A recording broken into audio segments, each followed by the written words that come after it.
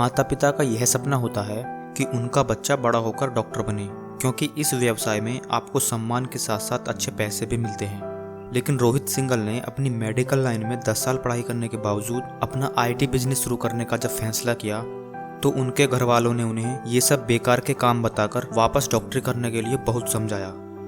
लेकिन startup source beats company के founder Rohit आज हमारे सामने एक सफल बिजनेसमैन के रूप में खड़े हैं। मेडिकल लाइन में शानदार उपलब्धि के अलावा उन्होंने ऐप डेवलपमेंट में भी एक नया मुकाम हासिल किया है।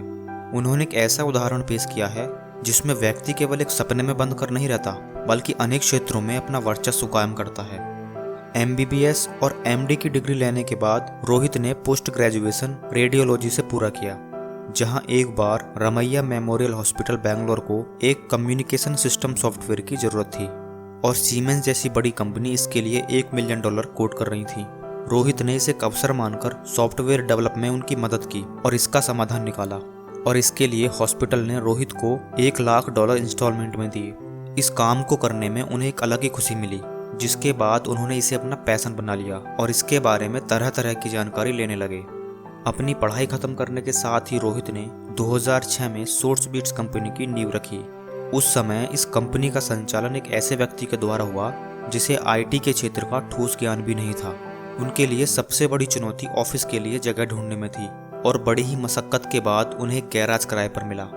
शुरुआती दौर उनके लिए बहुत ही कठिन था, जैसे कि फंड की कमी, किसी का सपोर्ट न मिलना और ग्राहकों के साथ संबंध बनाने की नीति का न होना। इन सब कारणों से उन्हें सब कुछ कठिन नजर आ रहा था। लेकिन जब आपके अंदर किसी काम को पूरा करने का जुनून होता है तो सारे रास्ते अपने आप खुलते हुए नजर आने लगते हैं। उनकी कंपनी सोर्स बीट्स को पहला कॉन्ट्रैक्ट फ्रीवर्स से मिला, जिसमें उन्हें एक फनबूथ नाम का प्रोडक्ट डेवलप करना था, जिसे रोहित और उनके साथ 2 डेवलपर ने मिलकर बनाया, जिसका प्रयोग फोटोग्राफ्स को अलग अलग तरीके से प्रॉप बनाकर उपयोग किया जाता था। उनका मानना था कि नए नए तरीके का उपयोग कर और विश्व स्तरीय प्रोडक्ट बनाकर ही आगे बढ़ा जा सकता है, और उसके लिए उन्हें एक जोखिम उठाना पड़ा। उन्होंने एप्पल कंपनी के एक अवार्ड विनर डिजाइनर को अपनी कंपनी में 2.5 लाख महीने की सैलरी पर डिजाइनर के रूप में रखा, और उस समय उनकी कंपनी की मंथली इनकम सिर्फ 6 लाख रुपए ही थी, जिसकी वजह से उन्हें कई महीने तक काफी नुकसान झेलना पड़ा। लेकिन उन्हें विश्वास था कि जो कोई अपने जुनून के साथ काम करता है, सफलता उसे ही मिलती है। उसके बाद सोर्स बीट्स ने मैक कंपनी के लिए ऐप बनाने शुरू किए, जो आईफोन के लिए यूज होते थे। 2007 में उन्होंने नाइट स्टैंड नाम का एक ऐप डेवलप किया, जो एक अलार्म क्लॉक था, और 3 दिन के अंदर ही इसे आईफोन ने खरीद लिया, जिसे 3 महीने में ही 3 मिलियन लोगों ने डाउनलोड किया। जिसके बाद सोर्स बीट्स कंपनी मोबाइल क्रांति के लिए आकर्षण का केंद्र बन गया, और उसके बाद सिंगल और उनकी कंपनी ने कभी पीछे मुड़ के नहीं देखा, और आज उनकी कंपनी ने MIT, P&G, GE, कोक और सिलिंग मीडिया जैसे बहुत से संगठनों के लिए लगभग 300 ऐप डिजाइन कर एक अलग मुकाम हासिल किया है।